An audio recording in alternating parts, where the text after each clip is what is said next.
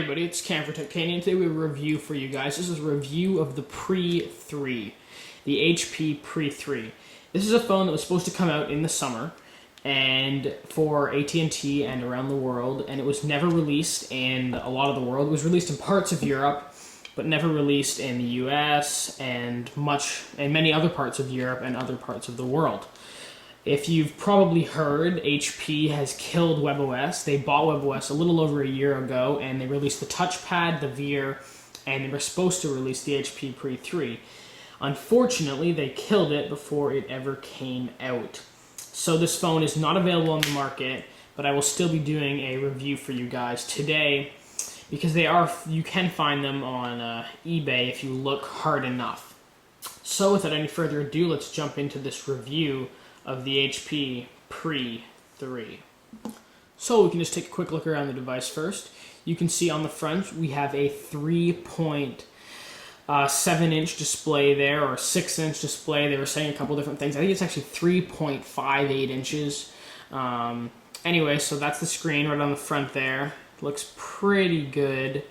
It's very bright, very vibrant, so a beautiful screen. Not the most pixel density. It is 840 by 400, but it is a pretty lovely looking display with very nice color reproduction. We can show you some other stuff here that may let you see some colors, and a very beautiful display. If you look at the top here, we can see we have the earpiece there, and there's no front-facing camera, as I said in my previous video. It's just the proximity and light sensor and that little earpiece. If we look on the bottom, this is the gesture area here. If we open up, let's say, dialer, you can see it sort of flashing there. So that is the gesture area. If we look on the side, this side of the device, we can see nothing except the micro USB jack right there. On the top corner, the power button, which I'll get to more later, but is a bad power button. There's not much travel on it at all. It doesn't travel very much. It's just not a very good power button, and it's hard to press, especially when the display is slided open, and it's just not too good. We have a 5-megapixel camera that shoots 720p video. I'll get to that more later too, but it's not very good either. At the top there, we have a very nice, very clicky switch for turning on the ringer on and off. On this side, we have a 3.5mm headphone jack. On this side, we have the volume rocker, which is great. On the back, we have the HP logo, the AT&T logo, as this is an AT&T device. Another thing I'll get to more later, the HP logo, as you can see, I've only been using this device for a little over a week, or about 2 weeks now, and whenever you set it down on the table, the HP logo ends up being exactly where the device rests, and it gets scratched up a lot, so not good design decision there. They should have gone with a logo like this, like they have on the Veer. We can open it up now. Another bad design decision.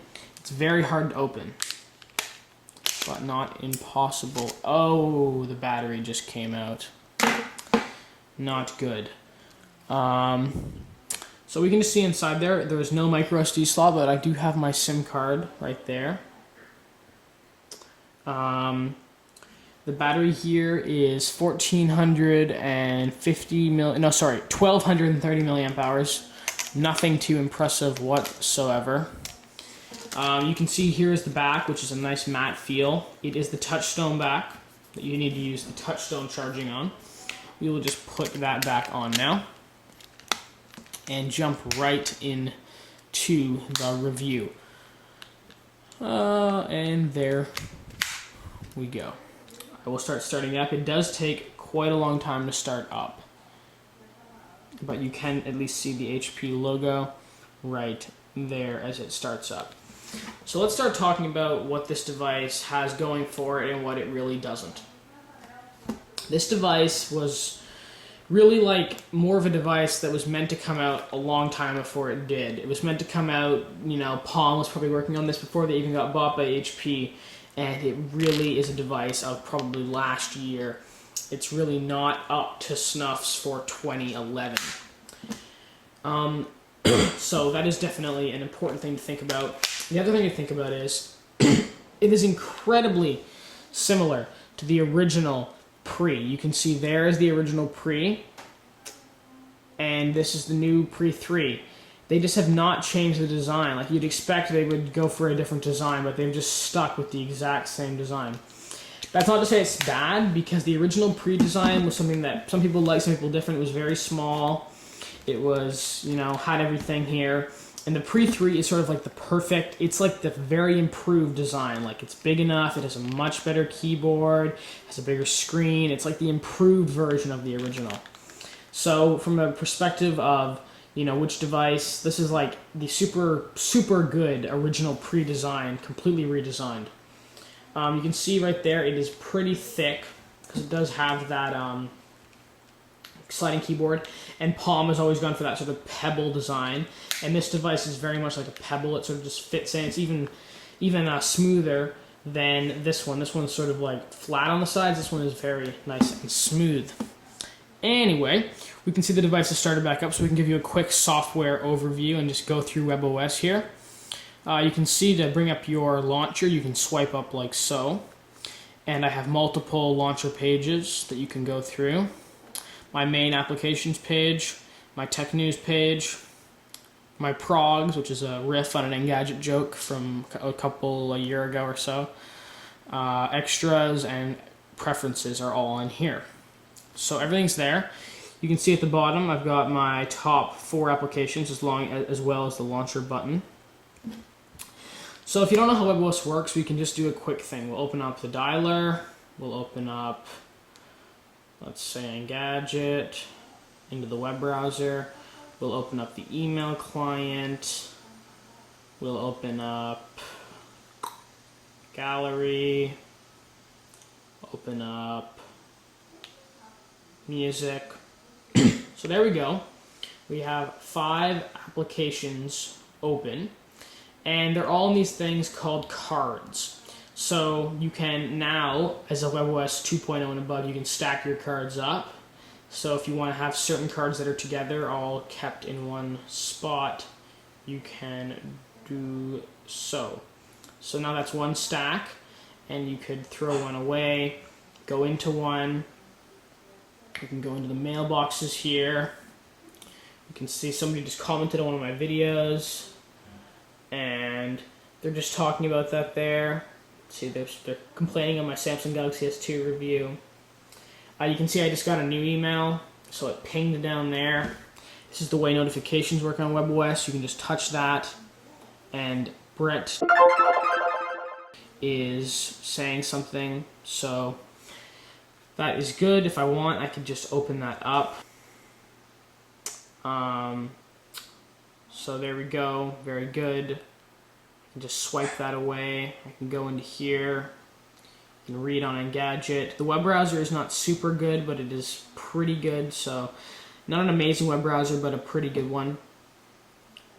I'm on Wi-Fi right now. You can see I can swipe into my wallpapers here. If you're getting this, webOS is very intuitive. Everything works. You can swipe through apps like this. I can swipe back to go to the previous page. It's all very intuitive, universal, put together.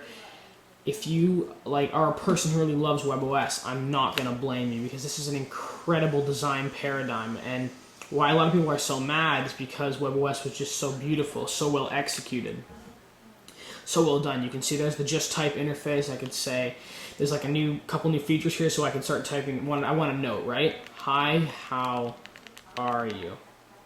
That's what I want in my note. So I can do a lot of stuff now. I could Google that if I wanted to Google it. I could look it up in Maps if I wanted to. I could look it up on CNN, Wikipedia, Amazon, IMDb, YouTube, Facebook, YP Mobile, HP App Catalog.